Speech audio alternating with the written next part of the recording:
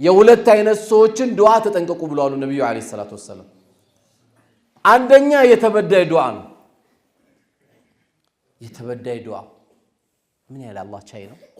የተበዳይ ዱዓ እንደሚደርስም እየነገረን አላህ ዛሬ ፍልስጤምን ስናይ እንደነግጣለን እኮ ቻይነቱ አየው። እርጉዝ ሴት የምትገደልበት ምድር፣ ሕፃን ልጅ የሚገደልበት ምድር። የፍልስጤም ሕፃን ልጅ ስታድግ ምን ታረጋለህ ሲባል ስለማላድግ ምንም አላረግም ነው የሚለው። ስለሚገደል ማለት ነው። ስታድግ እቅድ ምንድነው ሲባል እቅድ የለኝም። ለምን አላድግማ። የአላህ ቁጣ ወረደባቸው ሕፃን ልጅ ስለሚገሉ። ፊርዓውንም ይዘብሁን አብናአኩም ወይስተህይኑ ኒሳአኩም፣ ወንዶችን ይገላል ሴቶችን ይተዋል የተባለው ፊርዓውን ይኸው በዘመናችንም ፊርዓውን አየነው። ሕፃን ልጅ የሚገሉ ፊርዓውኖች ለሽታ ምን ሳሳላቸው ሕፃኖች ሳይርባቸው ሳይጠማቸው ሲያለቅሱ የሚረብሹን ሕፃናቶች ረክፈዋል። እርጉዝ ሴት ረክፋለች። ግን አላህ ሰዓት አለው። 5 ሰከንድ ለሱ ብዙ ናት። ለኔና ላንተ 5 ዓመት ብዙ ነው። ለአላህ ትንሽ ናት 5 ሰከንድ። በሰከንድ ውስጥ ማንነታችንን ከሁላችን ማየነው።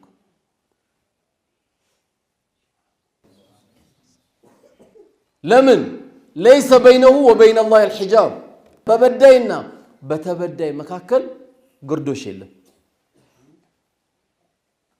ብዙ በንግድ የምናውቃቸው ወንድሞች አላችሁ።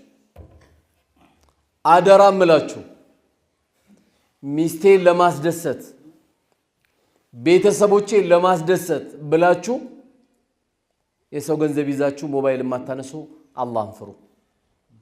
ያላቀመ መኪና እንዳትይዝ። ሰው በባጃጅም እየሄደ ነው፣ በአውቶቢስ እየሄደ ነው፣ በእግር እየሄደ ነው። አንተ ማነህና ነው? ብር ያበደረው ሰውዬ እየተሰቃየ ነው።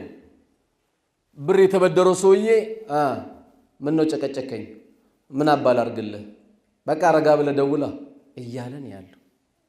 በምን ልብ ነው አሁን የሰው ገንዘብ ይዘህ መኪና የምንነዳው? በምን ስሜት? ወንድም ቀልቡ ተሰብሯል። ነገ ሰጣለሁ፣ የዛሬ ዓመት ሰጣለሁ፣ ቼክ ሰጣለሁ ምናምን ብለን ያለ ነው። የሰው እንባ ይዘህ መጣ የምትደሰት ሚስት ከሆነች ገና ሚስትነቷን ምርመራ ያስፈልጋታል። ወላሂ የሰው ላብ የሰው ገንዘብ ሳትይዝ የምትኖር ወንድሜ ወላሂ ረሃ ሆነ ነው አንተ የምትንቀሳቀሰው። እንዳንተ ነፃ ያወጣ የለም። ቁጭ ብለህ ንገራት ሚስትህን። ለምን ደብቃለህ? እናቴ ባለቤቴ አላህ ሰጠን ከለከለን፣ ይኸው ታገልኩ አላገኘውም። አላህ ሰብር እንዲሰጠኝ እመኛለሁ፣ አንቺንም ሰብር ይስጥሽ ብለህ ነው እንጂ እሳት ይዘህ እንዳገባ። አሁንም ያስከው ካለ ጻፈው ደብተር ላይ። ወንድም እንደውለ አብሽር ወንድሜ ዱዓ አርግልኝ ወላሂ ከፍላለሁ ብለው አላህ ይከፍልልሃል። አሁን ብዙ ሰው ለምን ነው የማይከፍለው? ንያው መጀመሪያም ላለመክፈል ነው። ሲወስደው ቆይና አንዴ ብቻ ኪሴ ይግባ እንጂ አሳየዋለሁ ይላል እንዳለው አላህ ያሳካለታል። ንያው አለመክፈል ነው። ተበድሮ ከወንድሙ የተበደረ ወንድሜ ከፍላለሁ ብሎ ከተበደረ አሉ ነብዩ አለይሂ ሰላቱ ወሰለም አላህ ሊከፍልለት ቃል ገብቶለታል። አትክፈል። አሁን እኮ ብዙ ሰው የሚፈልገው ብሩን አይደለም፣ በገዛ ገንዘቡን ሰድበዋለን። ደውለ አብሽር ወንድሜ ዱዓ አርግልኝ፣ እስቲ ረካዓቴን ሰግደ ዱዓ አርግልኝ بإذنillah ከፍላለሁ አብሽር በለው። ድንገት አይታወቅም እንደዚህ ስላስደሰትከው خلاص በቃ አፉ ብያለሁ አብሽር አይዞ በቃ ደስ አልከኝ። ይሄን ነበር የፈለኩት። ለጠላት እንኳን ሞባይል ይነሳል ይባላል እኮ። ለምን እገላለሁ ሲል አንተም ዱላ ይዘህ ተጠብቀዋለህ። ባላነሳ ቁጥር ወንድምህ ቀልቡ እየተበላሸ ነው የሚመጣው። ስለዚህ አሁን ዙልም የሚባለው በሰው ገንዘብ አለ። አጠገባችን አብራን ምተኛ ሚስታችን አለች። አባቷ ሞቷል፣ እናቷ ሞታለች፣ ወገን የላትም። ምን ታመጣለች ብለ ቁጭ የምታረግ ከሆነ ታመጣለች፣ ታሳያለች፣ ያሳያል አላህ Subhanahu Wa Ta'ala። ምን ታመጣለች ያልካት አላህ ያሳያል ምን እንደምታመጣ። ዙልም ነው እሱ። እቺ አፋት ምተኛው ሚስት እናት ናት፣ ሴት ልጅ ናት፣ ሁሉ ነገር ናት። የነብዩ ወሲያ ናት አለይሂ ሰላቱ ወሰለም። استوصوا بالنساء خيرا ስላሉ አደራችሁን የሴቶችን ነገር ስላሉ በማንኛውም ጉዳይ ዙልም አንተ ላይ እንዳይመጣ ጥንቃቄ ማድረግ ያስፈልጋል።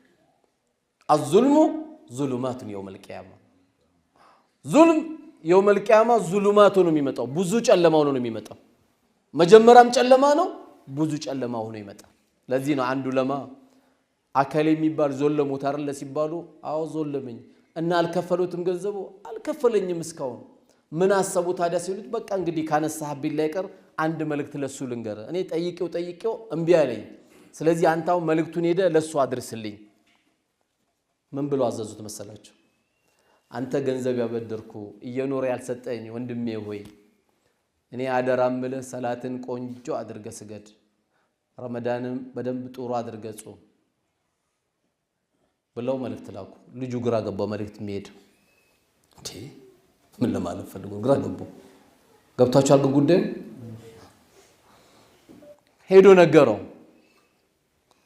የተባለውን ሰውዬ አልገባው ከእንደገና ተመለሰና ኢልም ስለሆነ እዚህ ጋር ያገኘው ኡስታዝ ምን ለማለት ፈልገው ነው ግን እኔ አልገባኝ መልእክቱን እጄ አድርሻለሁ አላች አይ አንድ ግፈኛ ሙስሊም ወንድሜ ግፈኛ ከሆነ ገንዘቤን የማይከፍለኝ ከሆነ እምቀበለው ከሰላቱ